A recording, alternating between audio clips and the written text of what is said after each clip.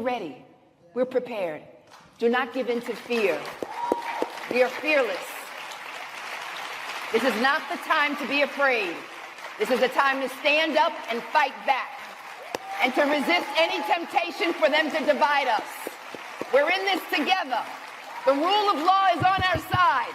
We will not give in, not give up. We will not capitulate. We will not bow. We will not bend. We will survive.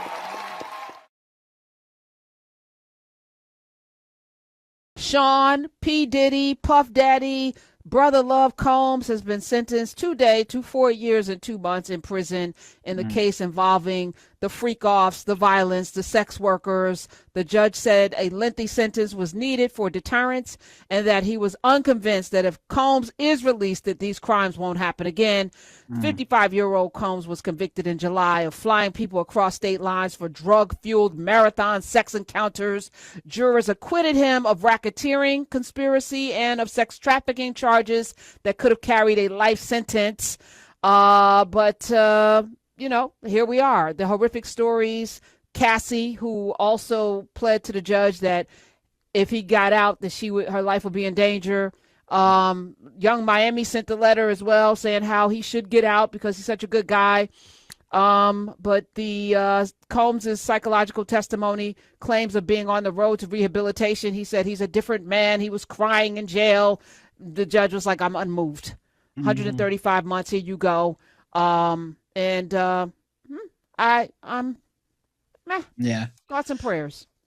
I know he's already served some time, so I wonder how much like real more time he would be in away. You know, I wonder. And I also wonder if the next step for him and his people is some sort of appeal to Donald Trump to get to try to get out of this somehow, or if that's even possible, because I know that was a thing he was floating out there after the verdict. It was floated like, oh yeah, he's reaching out to Trump, and Trump even talked about, you know, oh, he was not nice to me or whatever crap he was saying.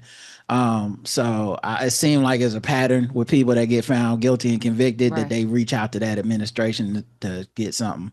Well, he has already served 12 months. He will receive credit for those 12 months served. Okay. So that leaves him with his 50 months.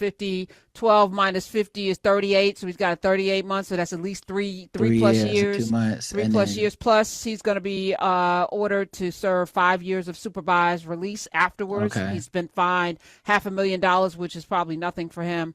But, you know, 13 months, 12 months credit. Yeah. So I mean, it's a lot. And, you know, I'm going to be fair because I think a lot of people were poo-pooing on this whole idea that he would even go to jail. You know, it's always nothing's going to happen to him. Yeah. And especially people that didn't follow or even care. I think a lot of people didn't even really care to listen to the people that were testifying against them. So, you know, it sounds like some level of justice was served, even if they overreached with what they hoped they would be able to convict him of. This isn't a slap on the wrist or get away scot-free situation. No. But you know, it's interesting though, Rod, you know, especially as it relates to like these sex crimes, you know, there's no deterrent really, because people who have these proclivities, like especially pedophiles. There's no cure for pedophilia. Like there's something wrong with the way their brains are wired, right? Which is why I think they should be put on an island by themselves. Like I'm not for the death penalty, but I think they should be put away from society because they're gonna do it again. And you know, if this is what you know, it's like an addiction. Something. Well, it's not like an addiction. It's a poorly wired. Yeah, for a guy like him, though, you know, once you start bringing other people into it, non-consenting wise, you know, it has to go beyond just like this is just how you are. You know, then you have to do some work to be in society with the rest of us. Because I think what he and his PR campaign was successful at doing is convincing people that it was just something about being freaky. Right. And there's too many other things that he was accused of that have nothing to do with freaky sex. You know, blowing up a car is not freaky sex. You know, having someone beat up is not freaky sex. You know, even the sexual assault of it all. That's not just freaky sex, because people be freaky and have fantasies, but it's with some level of consent. It's something else to it. And I think his people were really good at getting, especially low information people that don't want to follow it, to be like, so you can't be a freak. And it's like, bruh, Cassie's not saying if he was just too freaky.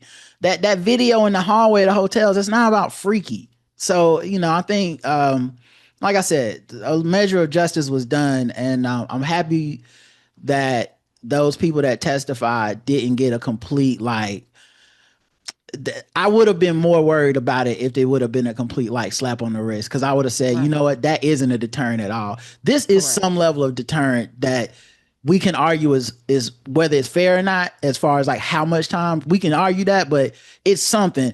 I was really, really worried that this would be a time served, go back to life, go be Diddy again.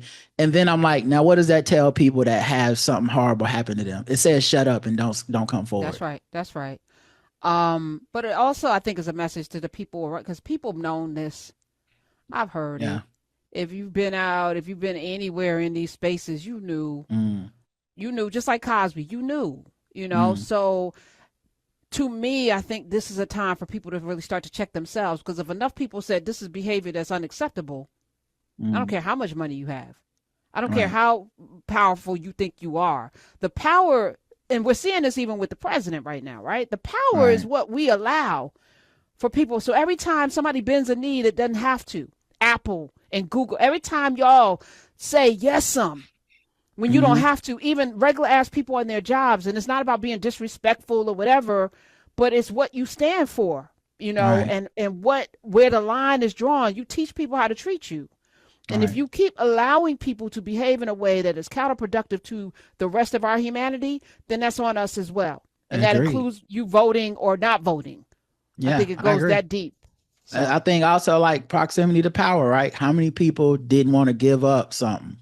They thought they were going to get that record deal, that investment. And so they sat there and they was quiet. Them stories are some of the most horrifying parts of the stories, is knowing that he did this stuff in front of people, and those people, some of them their names are out here. They're people that are celebrities that we know, and they didn't do nothing. And I'm not saying he did the sexual assault in front of them, but slapping somebody at a table at a dinner in front of I've never experienced that.